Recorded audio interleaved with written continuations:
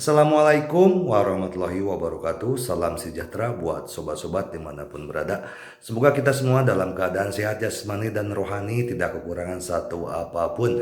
Amin ya robbal alamin. Bab 416-420.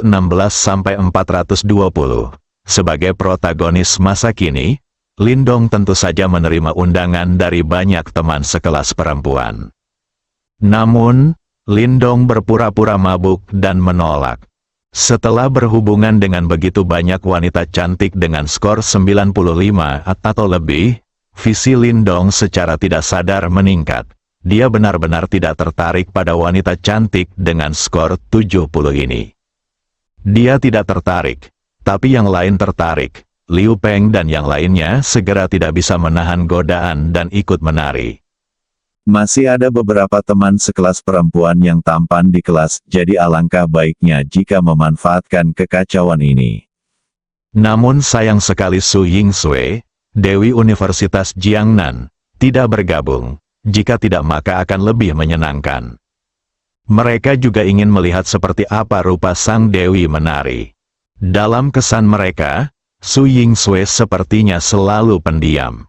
Setelah Liu Peng dan yang lainnya pergi, Lindong menemukan kesempatan dan diam-diam keluar dari kamar pribadi. Saya mengirim pesan teks ke Liu Peng dan memintanya untuk membawa semua orang pergi ketika dia sudah selesai membeli pesanan. Bahkan jika Lindong tidak mengirim pesan teks ini, Liu Peng hanya bisa membawa pergi semua orang. Tidak ada yang akan terburu-buru membeli barang ini karena tidak ada yang mampu membelinya. Lindong melihat waktu, sudah lewat jam 9, dia keluar dari Hotel Golden Leaf sendirian, bersiap untuk pergi dan kembali beristirahat. Saat Lindong hendak pergi, dia tiba-tiba dihentikan oleh sebuah suara. Lindong menoleh ke belakang. Orang yang baru saja meneleponnya tidak lain adalah Su Yingsui, si cantik sekolah-sekolah Huajing di kelasnya. Su Yingsui berjalan cepat ke sisi Lindong. "Mengapa Tuan Su tidak berhenti bermain?" tanya Lindong. "Teman sekelas Lin, kamu masih menjadi protagonis hari ini, kenapa kamu tidak bermain lagi?" "Aku sedikit lelah. Jadi aku kembali istirahat dulu. Tapi jangan khawatir. Aku sudah membeli pesanannya. Kamu bisa bermain apapun yang kamu mau sampai subuh." Terima kasih atas keramah tamahannya hari ini. Aku juga lelah. Teman sekelas Lin memberiku hadiah. Kembali ke sekolah. Oke. Lindong berjalan ke Bugatti Flying Dragon-nya dan berkata, "Tolong." Keduanya masuk ke Bugatti Flying Dragon. Setelah mengom, mobil meninggalkan Golden Leaf Hotel. Faktanya, Golden Leaf Hotel tidak jauh dari Universitas Jiangnan, dan tidak butuh waktu lama untuk berjalan kaki. Namun, akan sulit bagi Lindong untuk kembali dan mengemudi nanti, jadi dia langsung berkendara ke sana. Begitu Lindong keluar dari tempat parkir Hotel Daun Emas, Su Yingsui berkata, "Lindong, ayo kita cari tempat untuk ngobrol." "Sekarang, apakah sudah terlambat?" "Apa? Aku tidak takut pada gadis manapun. Apa yang kamu, seorang pria dewasa, takuti?" Itu bukan rasa takut. Tapi anak laki-laki harus tahu cara melindungi diri mereka sendiri di luar. Puff, Su Yingsui tidak bisa menahan tawanya.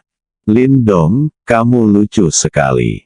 Su Yingsui berkata sambil tersenyum. "Mari kita tunggu satu hari lagi. Hari ini memang agak terlambat, dan sekolah akan tutup pada saat itu. Bukankah kalian ingin jika sekolah ditutup? Dengan cara ini kalian bisa punya alasan untuk buka sebuah kamar di luar, dan diam-diam memberi isyarat kepada staf hotel untuk membiarkannya." Dia berbohong bahwa hanya ada satu kamar tersisa di hotel, dan kemudian mereka berdua berbagi kamar. Jangan melewati garis ini, kalau tidak maka akan menjadi anak kucing atau anak anjing. Akhirnya, pria itu menutup ruangan. Ketika lampu melewati garis, dia menggonggong seperti anjing dan membunuh wanita itu. Petik 2. Lindong menginjak rem. Dia memarkir mobilnya di pinggir jalan dan berbalik untuk melihat Su Yingsui dengan kaget. Mahasiswa Su, apakah kamu terlalu banyak menonton drama idola? Benarkah? Meskipun memang ditayangkan seperti ini di TV, kamu tidak pernah berpikir seperti ini. Ini benar-benar tidak benar. Petik 2 tanda tanya petik 2. Su Yingsue juga menoleh dan menatap Lin Dong. Tentu, Lin Dong menjawab dengan tegas. Oke, kamu menang, kirim aku kembali ke sekolah. Su Yingsue menoleh dan melihat ke depan dan berkata. Oke, Lin Dong mengirim Su Yingsue kembali ke sekolah, dan mereka berdua tidak bisa berkata-kata sepanjang waktu. Su Yingsue keluar dari mobil dan pergi tanpa menyapa Lin Dong. Lin Dong pergi dengan ekspresi bingung di wajahnya. Dia tidak mengerti mengapa dia menyinggung Su Yingsue. Saya benar-benar belum berpikir seperti itu, mengherankan. Lin Dong kembali ke Jiangnan International Mansion, memarkir mobil, dan naik ke atas. Dia naik lift langsung ke lantai atas, pintu lift terbuka, dan Lin Dong keluar. Begitu dia keluar dari lift, Lin Dong melihat wajah yang familiar dan lembut. Puisi Korea, kenapa dia ada di sini? Han Si-yun datang menemui Lin Dong. Dia berpikir lama dan memutuskan untuk menyatakan cintanya kepada Lin Dong. Dia ingin memberitahu Lin Dong bahwa dia masih polos dan bahkan melakukan ciuman pertamanya. Jika Lin Dong tidak percaya, Anda bisa mencobanya, dia tidak akan menolak. Dia takut setelah merindukan Lin Dong, dia tidak akan pernah bertemu pria sebaik itu lagi. Bukan hanya karena Lin Dong punya uang, terlebih lagi karena Lin Dong mampu melakukan itu demi mantan pacarnya Jiang San. Dia jelas merupakan generasi kedua yang super kaya, tapi dia tetap berpura-pura menjadi anak miskin untuk membantu Jiang San. Dan itu bertahan 3 tahun setelah dipasang. Berapa banyak generasi kedua yang super kaya yang bisa melakukan ini? Itu menunjukkan bahwa dia sangat mencintai Jiang San. Sayangnya Jiang San tidak menghargainya. Jika dia adalah Jiang San, dia tidak akan pernah meninggalkan pria seperti Lin Dong demi uang. Uang tentu saja penting dalam masyarakat saat ini. Tapi mustahil baginya menggunakan tubuhnya untuk mengubahnya. Dan masih banyak hal yang lebih penting daripada uang. Generasi kedua kaya mana yang pernah berada di dekatnya di masa lalu yang tidak menginginkan tubuhnya? Begitu hal baru itu hilang, yang bisa ia lakukan hanyalah ditinggalkan. Hanya Lin Dong yang tidak hanya untuk Jiang San. Hal yang sama terjadi terakhir kali saya datang ke sini. Dan sejak Lin Dong menyelamatkannya dari Huang Junlang dan Zheng Yong terakhir kali, sosok Lin Dong telah terukir di hatinya. Jadi dia memutuskan memanfaatkan waktu untuk menyatakan cintanya kepada Lin Dong. Pikiran Lin Dong jelas tidak lagi belajar. Mungkin suatu hari nanti saya tidak akan bisa mengambil cuti. Itu semester kemarin, dia takut dia bahkan tidak memiliki kesempatan untuk mengungkapkan perasaannya di masa depan. Tapi dia tidak tahu kalau Lin Dong mengundang orang-orang di kelas untuk makan malam hari ini. Sesampainya di sini, dia membunyikan bel pintu, tetapi tidak ada yang membuka pintu. Dia menunggu di sini, saya berpikir, mengapa Lin Dong kembali untuk menginap di malam hari? Telah menunggu lebih dari 1 jam sekarang, jika Lin Dong tidak kembali, dia siap untuk pergi. Jika tidak, jika sekolah tutup nanti, dia harus tinggal di hotel di luar. Tepat ketika dia hendak menunggu lebih lama dan pergi, pintu lift terbuka. Dia tahu Lin Dong pasti kembali, karena hanya ada keluarga Lin Dong di lantai paling atas. Tidak ada yang muncul sama sekali. Kalau tidak, dia akan malu menunggu lama di sini. Teman sekelas Han, kenapa kamu ada di sini? Lin Dong bertanya dengan ragu. Lin Dong, ada yang ingin kutanyakan padamu, Han Si-yun menjawab. Jika kamu ada hubungannya denganku, kamu bisa meneleponku atau mengirimiku pesan, tunggu saja di sini. Bagaimana jika aku tidak kembali? Tidak apa-apa, jika kamu tidak kembali, aku akan kembali ke sekolah, kata Han Si-yun sambil tersenyum. Tapi senyumannya terlihat agak pahit. Tidak peduli bagaimana kamu melihatnya, sudah larut malam. Bukankah aman bagimu untuk kembali sendirian? Ada kantor polisi sementara di sebelah komunitas ini, saya bisa naik taksi kembali ke sekolah di sana. Menjawab sebentar, dia berjalan mendekat, membuka pintu dan berkata, masuk dan ngobrol. Lin Dong menuangkan segelas air, menyerahkannya kepada Han Si-yun, lalu duduk di sofa kulit dan bertanya, teman sekelas Han, apa yang kamu inginkan dariku? Lin Dong, menurutmu aku wanita biasa? Si-yun bertanya. Kenapa kamu bertanya begitu tiba-tiba? Karena aku merasa kamu telah menghindariku sejak kamu melarikan diri di tengah malam terakhir kali. Apakah inisiatifku membuatmu berpikir bahwa aku hanyalah wanita biasa? Aku benar-benar bersembunyi akhir-akhir ini. Aku sangat sibuk. Aku jarang kembali dari sekolah.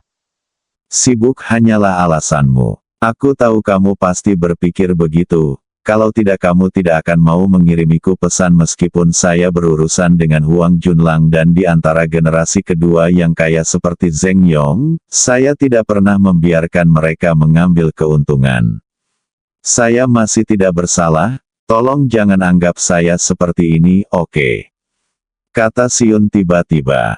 Lin Dong sedikit bingung untuk sementara waktu.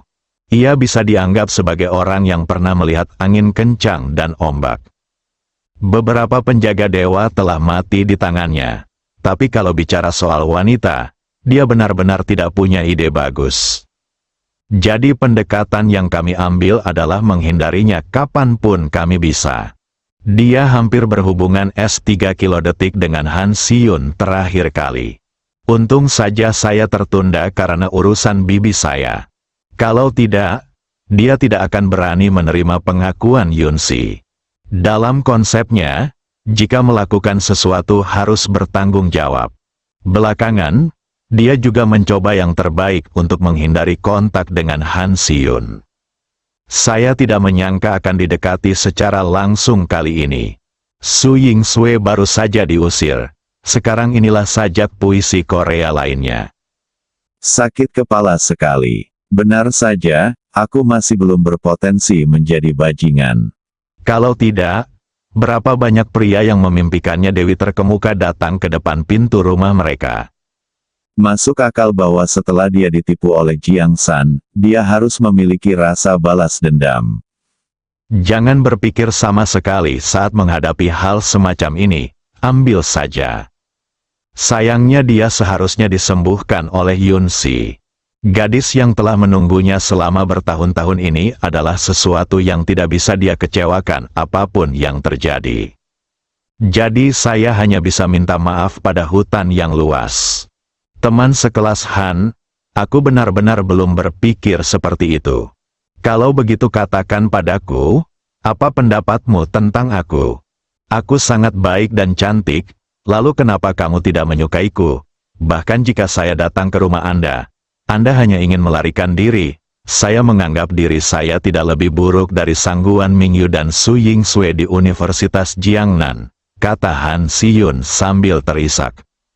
Teman sekelas Han, sebenarnya aku sudah punya pacar. Jadi tolong jangan lakukan ini ya, kita bisa berteman. Lin Dong berpikir sejenak dan berkata, mustahil. Kamu berbohong padaku, kan? Aku tahu kamu hanya menganggapku kotor. Jadi kamu mengatakan ini untuk merangsangku dan ingin aku menyerah. Tapi sebenarnya aku tidak seperti yang kamu pikirkan. Jika kamu tidak percaya aku, kamu bisa mencobanya. Han Si-yun berdiri sambil menangis, mendekat dan memeluk Lin Dong dan berkata, teman sekelas Han, harap tenang, kata Lin Dong tak berdaya. Lin Dong, aku tidak bisa tenang. Aku hanya menyukaimu. Aku ingin memberikan diriku kepadamu untuk membuktikan bahwa aku bersih. Kamu melarikan diri terakhir kali, dan aku tidak akan membiarkanmu pergi kali ini. Kata Han Si-yun setelahnya itu, dia memanfaatkan ketidaksiapan Lin Dong dan mencium bibirnya. Lin Dong hanya merasakan semburat aroma muncul di wajahnya. Kemudian Han Si-yun menghela napas dan bibir merahnya tercetak di bibirnya. Lindong merasa sedikit bingung, apakah gadis sialan ini dicium secara paksa? Sebelum dia sempat bereaksi, lidah yang cekatan menembus mulutnya. Dia tidak bisa tidak memenuhinya. Baunya enak sekali, manis sekali. Rasanya semanis di mulut Yun-si, itu justru membuatnya bereaksi. Meskipun saya sudah banyak bertemu dengan Yun-si, tapi Lindong tidak pernah puas. Karena fisiknya menjadi semakin kuat, Yun-si segera kelelahan, dan dia tidak tahan untuk terus melempar. Oleh karena itu, keinginan dalam hatinya tidak pernah lepas sepenuhnya. Sama seperti kekuatan yang menjadi semakin kuat. Dia pada dasarnya bisa mengendalikan dirinya sendiri. Tapi sekarang Han Si-yun melakukan ini, keinginannya agak tersulut. Saat ini, wajah menangis Yun-si tiba-tiba muncul di benak Lindong. Salah, ini bukan Yun-si. Tidak. Aku tidak bisa menyesali Yun-si. Saat itulah Lindong sadar kembali. Han Si-yun masih menghisapnya dengan keras, tubuh Lindong terguncang. Han Si-yun tiba-tiba terpental kembali dan duduk di tanah. Setelah bereaksi, Han Si-yun duduk di tanah dan menangis dengan keras. Wow, Lindong sedikit bingung. Setelah beberapa saat, dia berdiri, berjalan, berlutut di samping Han Si-yun dan berkata dengan lembut, "Maaf, Si-yun." Wow, untuk suara, jelas keterkejutan Lindong barusan benar-benar membuatnya takut. Si-yun, kamu juga tahu bahwa aku dicampakkan oleh Jiang San semester lalu, dan aku belum pulih. Jiang San dan aku telah bersama selama 4 tahun. Aku berlari mengejarnya setiap hari. Di tengah malam, dia bilang dia lapar, meskipun dia hamil. Meski hujan deras, saya akan membelikannya untuknya di lantai bawah di asrama. Belikan dia ponsel model terbaru. Tanpa diduga, dia masih punya uang karena Huang Junlang lebih kaya dariku. Dia bersedia membelikannya tas dan membiarkannya menginap di hotel berbintang. Jadi dia mencampakkanku. Hubungan 4 tahun tidak sebaik generasi kedua kaya yang rela mengeluarkan sejumlah uang untuknya. Dalam 4 tahun, dia bilang dia ingin menyimpan hal-hal terbaik sampai hari pernikahan kita, jadi aku tidak pernah menyentuhnya dia. Tapi hasilnya dia baru tidur dengan Huang Junlang beberapa hari yang lalu. Siapa yang tahu rasa sakit di hatiku? Bolehkah aku punya sedikit waktu? Lindong berkata dengan penuh kasih sayang. Sebenarnya, itu hanya untuk menenangkan Han Si-yun. Kalau tidak, saya tidak tahu apa yang akan terjadi malam ini. Ia merasa setelah berangkat kali ini, lebih baik tidak kembali ke sekolah. Dia tidak mampu menyinggung wanita manapun. Jika itu musuh, dia akan membunuh mereka secara langsung. Tapi apa yang harus dilakukan dengan gadis yang sedikit menyukainya? Anda tidak bisa menggunakan kekerasan, saya hanya bisa menghiburnya dulu. Saya akan mencari tahu nanti. Dia baru saja bercanda dengan Su Yingsue hari ini. Mengatakan bahwa anak laki-laki harus melindungi diri mereka sendiri di luar. Dia baru saja dicium dengan paksa oleh Han Si-yun. Jangan beritahu aku dulu, mulut gadis ini cukup harum dan manis. Mendengar kata-kata Lindong, Han Si-yun berhenti menangis, mengangkat kepalanya, memperlihatkan wajah lembut dengan bunga pir dan hujan, menatap Lindong dan bertanya, benarkah? Tentu saja, Si-yun, kamu cantik, dan sangat berani. Tidak ada salahnya mengejar kebahagiaanmu sendiri, tapi kejadian Jiang San telah memukulku dengan keras, jadi aku belum siap menerima hubungan selanjutnya, harap dipahami. Lindong berpura-pura dalam. Sekarang dia hanya bisa mencoba yang terbaik untuk menghibur Han Si-yun. Dia bahkan tidak berani memberitahu Yun-si dengan jelas. Kalau tidak, dia takut Han Si-yun akan melakukan sesuatu yang ekstrim. Dikatakan bahwa wanita yang sedang jatuh cinta memiliki IQ negatif dan sangat gila. Dia akhirnya melihatnya hari ini. Lalu ketika kamu sembuh, maukah kamu memilihku? Han Si-yun bertanya dengan serius. Ini, aku juga tidak tahu, karena aku belum memikirkan masalah ini, dan aku tidak tahu berapa lama waktu yang dibutuhkan bagiku untuk menerima hubungan selanjutnya. Si-yun, jika kamu bertemu dengan benar satu, tolong jangan buang-buang waktumu untukku. Oke, karena aku tidak bisa membuat janji apapun kepadamu, mungkin pada akhirnya akan sia-sia. Lin-dong, aku akan menunggumu. Tidak peduli berapa lama aku menunggu, aku akan menunggu. Aku hanya berharap kamu bisa memberiku kesempatan setelah melupakan Jiang San, oke? Aku pasti akan menyayangimu, karena aku tidak dapat menemukan orang yang lebih baik darimu, kata Han Si-yun tulus. Si-yun, kenapa kamu melakukan ini? Aku tidak sebaik yang kamu kira. Kalau tidak, aku tidak akan dicampakkan oleh Jiang San. Lin-dong berkata sambil tersenyum masam. Itu karena dia bodoh. Kamu telah melakukan begitu banyak untuknya dan dia bahkan tidak tahu bagaimana menghargainya. Tapi aku tidak akan seperti dia. Aku mudah puas. Bangun dulu, kita akan bicarakan ini nanti. Rencana saya tidak selalu bisa mengikuti perubahan. Dan saya benar-benar tidak tega memikirkannya sekarang. Lin-dong membantu Han Si-yun berdiri. Ah, sakit, teriak Han Si-yun. Lalu dia tersandung. Kakinya lemas. Dia hampir kehilangan keseimbangan, dan seluruh tubuhnya bersandar pada Lin-dong. Lin-dong tidak punya pilihan selain mendukung Han Si-yun dan perlahan-lahan pindah ke sofa. Bagaimana kabarmu? Di mana lukamu? Biarkan aku membantumu memeriksanya. Aku punya pengetahuan medis dan bisa mengatasi beberapa masalah kecil. Lin-dong bertanya dengan nada meminta maaf. Tidak peduli bagaimana Anda mengatakannya, Han Si-yun juga merupakan dewi di hati banyak anak laki-laki di Universitas Jiangnan. Meski dialah yang berinisiatif menciumnya dan dialah korbannya, pada akhirnya dia tetap memanfaatkannya. Itu akhirnya menyakiti orang lain, dan itu tidak bisa dibenarkan. Untungnya, saya tahu pengobatan Tiongkok kuno, jadi cedera ringan ini seharusnya bukan apa-apa. Tidak apa-apa, hanya saja. Tapi pantatku sedikit sakit, menurutku sakit saat kamu mendorongku menjauh dan duduk, kata Han Si-yun dengan suara rendah dengan wajah memerah. Lin-dong terdiam sesaat ketika dia mendengar bagian Han Si-yun yang terluka. Bagaimana cara merawat area khusus ini? Untuk melakukan akupuntur, tidak bisa dilakukan melalui pakaian. Tapi tidak pantas untuk melepasnya. Bagaimana kalau aku mengantarmu ke rumah sakit untuk pemeriksaan? Kata Lin-dong dengan canggung.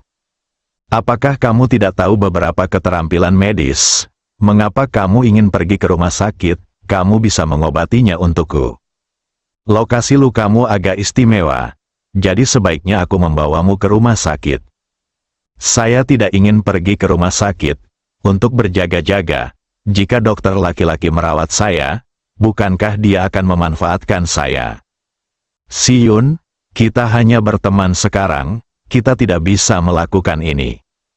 Saya tidak ingin kamu menjadi dokter sekarang, saya seorang pasien, Anda hanya merawat saya, ada dokter laki-laki di bagian kebidanan dan ginekologi.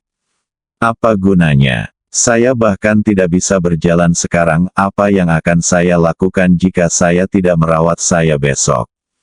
Kamu terluka, jadi kamu harus bertanggung jawab. Oke, bagaimanapun, ini bukan pertama kalinya saya membantu seorang wanita menemui dokter. Pada acara Tianjiao terakhir, untuk menyelamatkan Luo Hongyu, saya melihat seluruh payudaranya. Lalu apa yang harus aku lakukan? Han Si-yun bertanya dengan wajah cantik. Air mata di wajahnya masih ada.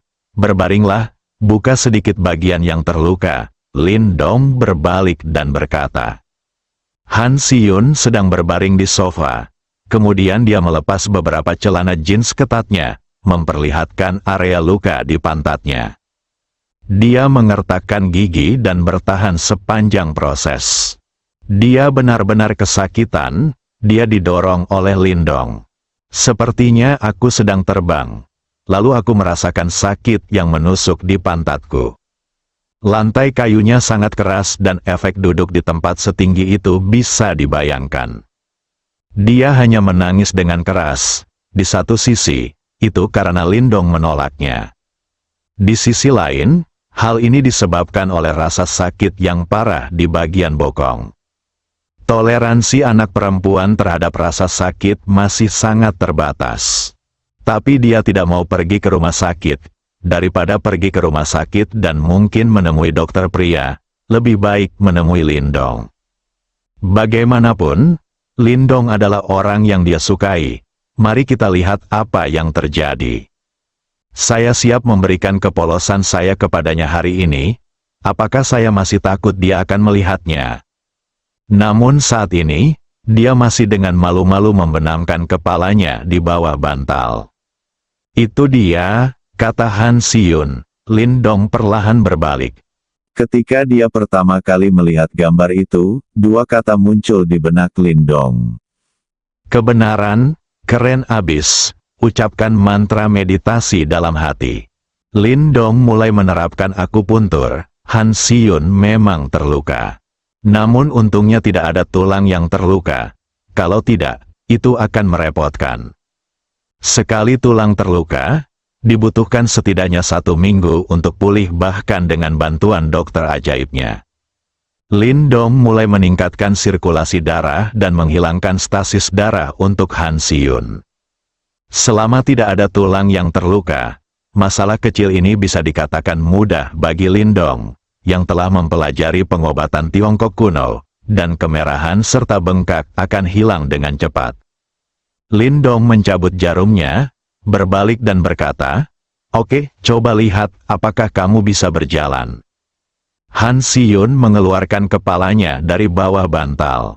Wajah cantiknya sudah memerah. Tarik skinny jeans Anda dan kenakan. Hah, Sebenarnya sudah tidak terlalu sakit lagi. Setelah memakainya, saya berdiri dan mengambil 2 langkah. Meski belum pulih, kondisinya jauh lebih baik dari sebelumnya.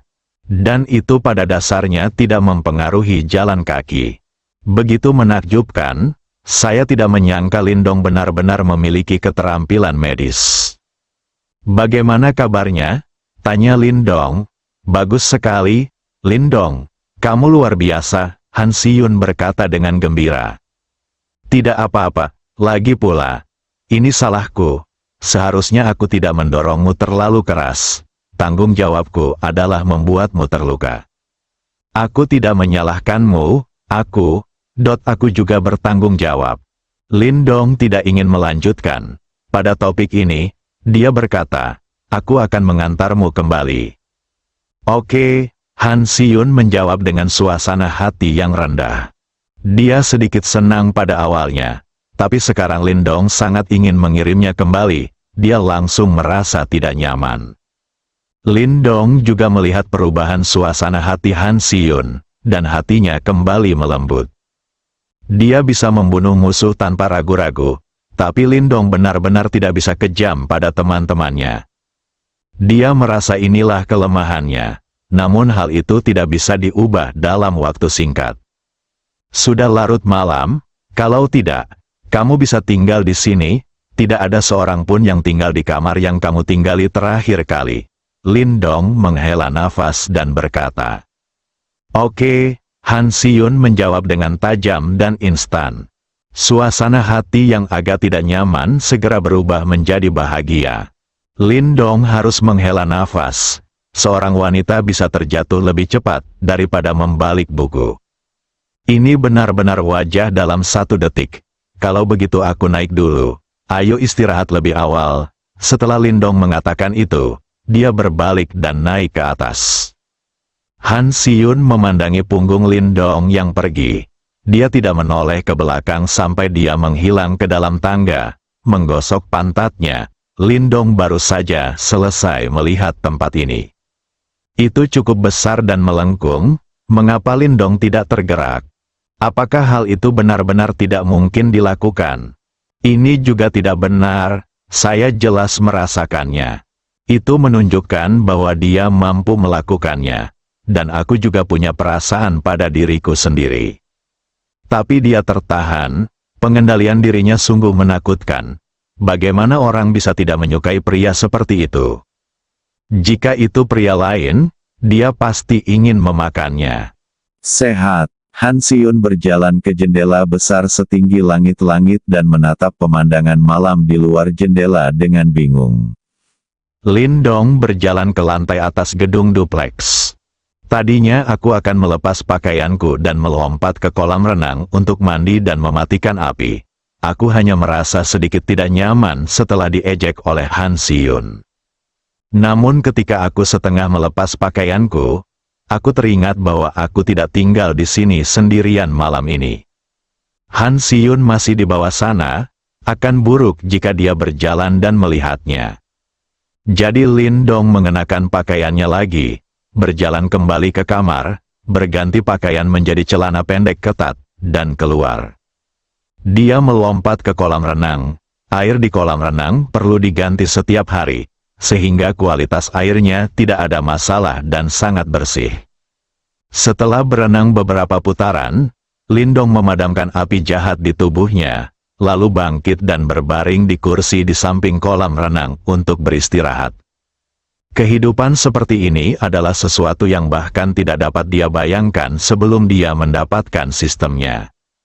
Kekayaan yang tak terhitung jumlahnya, ada banyak keindahan di sekitar.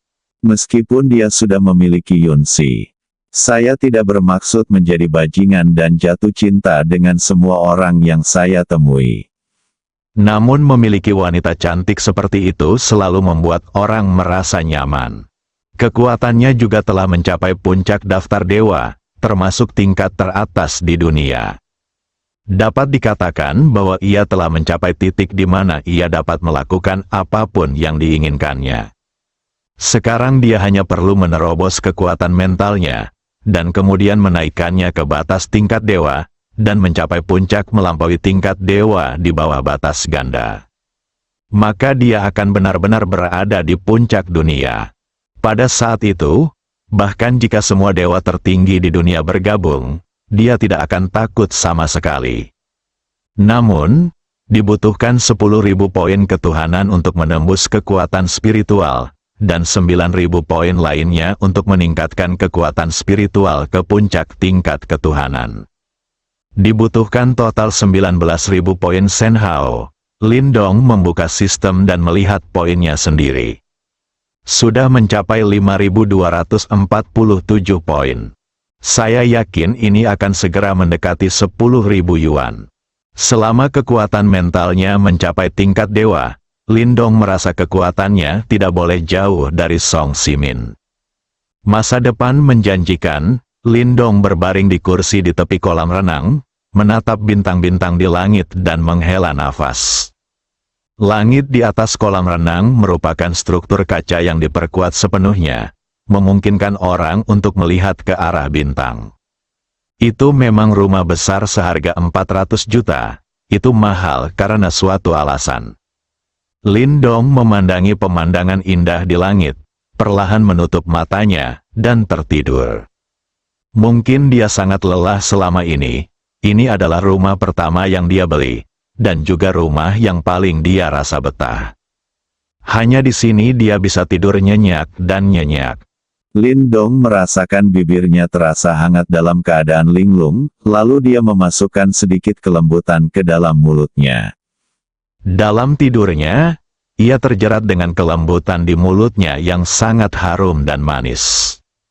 Dia menyedotnya dengan keras, mencoba menelannya ke dalam perutnya. Ah, jeritan membuyarkan mimpi Lindong. Saat dia membuka matanya, dia melihat wajah lembut lainnya. Pipi Han Siyun memerah. Dia menutup mulutnya, dan dia takut melihat Lindong. Baru saat itulah Lindong menyadari bahwa itu sama sekali bukan mimpi. Tapi Han Siyun mencium dirinya sendiri lagi. Saat ini, Han Siyun mengenakan pakaian renang dan duduk mengangkang. Setelah akhirnya tenang, dia kembali terpancing. Lindong tidak tahu bagaimana harus bereaksi selama beberapa saat. Saat ini, Han Siyun membungkuk. Dia meletakkan dadanya di dada Lindong, menyandarkan kepalanya di bahu Lindong, meniupkan napas ke telinganya, dan berkata dengan lembut, "Lindong, apakah kamu menginginkanku? Selama kamu mau, aku tidak akan menolak, dan aku masih pertama kali. Kamu harus lembut." Rayuan telanjang semacam ini membangkitkan api jahat Lindong hingga ekstrim. Sekarang dia benar-benar ingin menekan Han Siyun di bawahnya dan mengeksekusinya di tempat. Dalam situasi ini, pria normal manapun mungkin tidak akan sanggup menanggungnya. Han Siyun jelas berada di atas 95 poin dalam hal wajah dan sosok. Tapi alasan menyuruhnya untuk tidak melakukan ini. Meskipun dia bukan Liu Xiaohui, tapi dia adalah orang yang berprinsip. Sekarang setelah saya mengalahkan Han Siyun, saya merasa lega untuk sementara. Tapi apa yang terjadi selanjutnya? Bagaimana menghadapi Han Siyun? Dia tidak bisa memberikan identitas apapun padanya. Bagaimana menjelaskannya pada Yun Si, gadis yang sudah lama mencintainya dan menunggunya begitu lama? Lindong melepaskan kekuatan mental yang kuat dan mengendalikan keinginannya. Dia perlahan menjadi tenang, menarik napas dalam-dalam, dan berkata, "Siyun, jika kamu terus melakukan ini, kita bahkan tidak akan berteman lagi. Aku tidak akan terjadi apa-apa padamu sebelum kita menjalin hubungan. Ini benar. Ketidakbertanggungjawabanmu juga merupakan ketidakbertanggungjawabanku sendiri. Tolong bangun." Han Siyun tidak menyangka Lindong akan menjawab seperti ini. Dia jelas bereaksi, jadi mengapa dia masih bisa mengendalikannya? Pria macam apa ini? Sungguh mengerikan. Han Siyun berdiri, meninggalkan tubuh Lindong, dan berkata dengan nada meminta maaf. "Maaf, Lindong, aku mencintaimu, jadi aku tidak bisa mengendalikan tubuhku. Aku bersumpah, aku hanya akan melakukan ini padamu. Bahkan yang pertama ciuman hanyalah hadiah. Ini untukmu." Lindong berdiri dan berkata, "Aku akan kembali istirahat dulu. Kamu juga harus istirahat lebih awal." Han Siyun dibiarkan dengan ekspresi bingung di wajahnya. Lindong tampaknya sangat berbeda dari pria lain. Apa yang harus dilakukan? Aku telah jatuh semakin dalam ke dalamnya. Lindong kembali ke kamar dan berbaring di tempat tidur, mendapatkan kembali kekuatan mentalnya dan bernapas dengan berat. Saat Anda memejamkan mata, Anda akan melihat sosok cantik Han Siyun. Ini sangat tidak nyaman. Tidak, dia harus segera kembali ke Kyoto dan melepaskan dirinya sepenuhnya pada Yun Si. Kalau tidak, tubuh akan benar-benar rusak. Lindong mengeluarkan ponselnya dan mengirim pesan ke Yun Si. "Apakah kamu merindukanku?" Yun Si segera kembali. "Ya, saya kira begitu. Lindong, tunggu saya akan kembali ke Kyoto lusa." Yun Si. "Oke, hati-hati di jalan, kamu sampai subuh." Yun Si, "Tidak. Orang jahat, Lindong, aku hanya jahat padamu." Yun Si, "Tapi, aku di sini, Bibi." Teriak Lindong, "Seseorang pasti tidak bisa tidur lagi malam ini." Lindong dan Han Siyun kembali ke sekolah bersama keesokan harinya. Bugatti Flying Dragon melaju ke Universitas Jiangnan dan segera menimbulkan teriakan. Tingkat pengembalian selama ini hampir 100%. Mobil sport ini begitu mewah dan mempesona. Parkir mobilnya, Han Siyun membuka pintu dan turun dari kursi penumpang.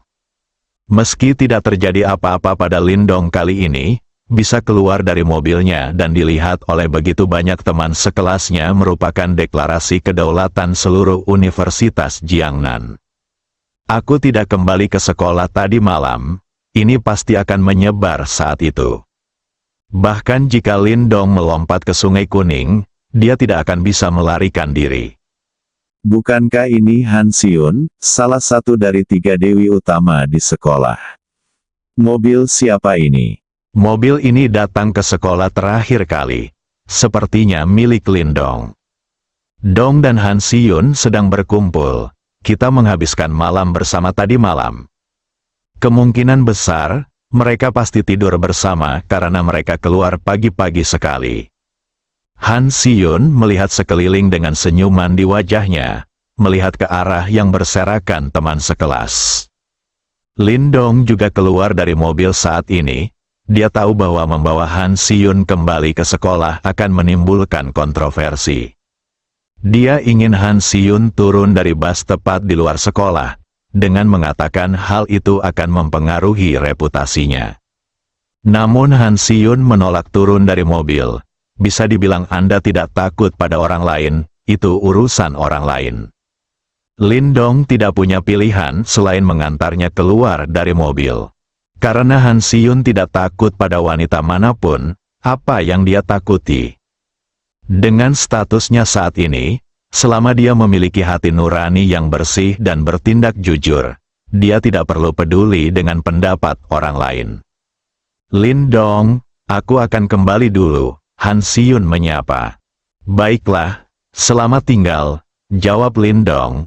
Dia tahu bahwa berita tentang dia dan Han Si-yun kembali ke sekolah bersama akan segera menyebar ke seluruh sekolah. Tapi dia tidak peduli. Dia akan pergi ke Kyoto besok. Kembali ke kelas, Liu Peng dan yang lainnya mengacungkannya. Hanya Su Yingsue yang memandang Lindong dengan tatapan yang agak tidak bisa dimengerti. Ding Wei juga sangat senang. Ketika Lindong dan Han Si-yun bersama, tidak ada yang akan bersaing dengannya untuk mendapatkan Su Yingsue. Kemarin, aku membunuh Lindong. Membuatnya mengeluarkan banyak darah adalah yang terbaik dari kedua dunia. Kelas pagi berlalu dengan cepat. Sekolah akan mengadakan pesta selamat datang di sore hari. Selamat datang mahasiswa baru tahun ini di Universitas Jiangnan. Lindong akan berbicara di pesta penyambutan sebagai senior. Kerajaan Lang, di dalam kastil kuno keluarga Chris. Setelah hari-hari pemulihan ini, tubuh Chris Bain telah memulihkan sebagian daging dan darahnya. Ia tidak lagi keriput dan sekurus saat pertama kali bangun tidur. Namun dia masih belum kembali ke masa jayanya. Bagaimanapun, ia telah tertidur selama hampir 400 tahun. Fungsi seluruh tubuh telah menurun secara ekstrim. Memang tidak bisa pulih sepenuhnya dalam waktu singkat, perlu proses.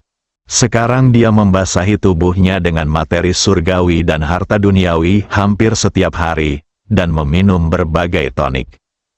Tubuhnya telah mencapai tingkat di atas puncak daftar dewa, dan tidak ada masalah yang tidak dapat dia tanggung. Hanya saja saya baru bangun tidur, jadi penyerapannya agak lambat. Perlu dibangunkan fungsi-fungsi tubuh secara perlahan agar dapat diserap lebih cepat dan cepat.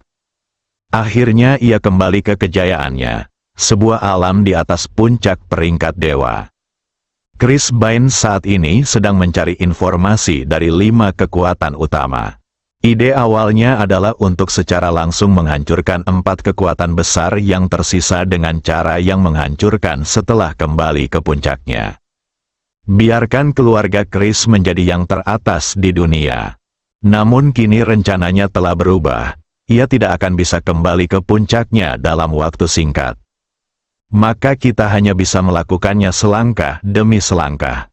Tiongkok, kekuatan yang semula berencana mengambil tindakan, tampaknya tidak sesederhana yang dibayangkan.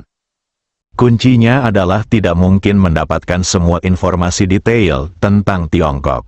Jika Anda tidak memahami sesuatu, akan ada faktor-faktor yang tidak dapat dikendalikan. Chris Bain tidak menyukai situasi ini. Yang dia inginkan adalah mengenal diri sendiri dan musuh Anda serta meraih kemenangan dalam setiap pertempuran. Jangan beri kesempatan sedikit pun kepada lawan. Sayangnya dia tidak dapat kembali ke puncaknya untuk saat ini. Jika tidak, di dunia saat ini di mana kekuatan tempur tertinggi hanyalah puncak dari peringkat dewa, dia tidak akan takut. Bahkan jika dia bertarung melawan semua kekuatan sendirian, dia masih bisa menang.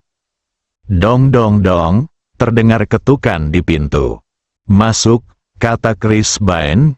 Pintu dibuka, dan kepala keluarga Chris saat ini, Chris Luobo, yang terlambat masuk daftar dewa, masuk. Faktanya, keluarga Chris juga memiliki orang super kuat di urutan teratas daftar dewa, yaitu ayah Chris Lobo, Chris Bieber, kepala keluarga Chris sebelumnya. Namun, Chris Bieber telah mundur untuk mengurangi konsumsi energinya dan mempelajari cara untuk menembus ke level berikutnya. Saya baru keluar pada hari ketika leluhur Chris Bond sadar kembali, bertemu dengan leluhur, dan setelah mendapat bimbingan dari leluhur, dia kembali mundur. Bimbingan Chris Byrne memberikan pencerahan kepada Chris Bieber, dan dia merasa selangkah lebih dekat dengan sebuah terobosan. Tentu saja, ini hanya selangkah lebih maju.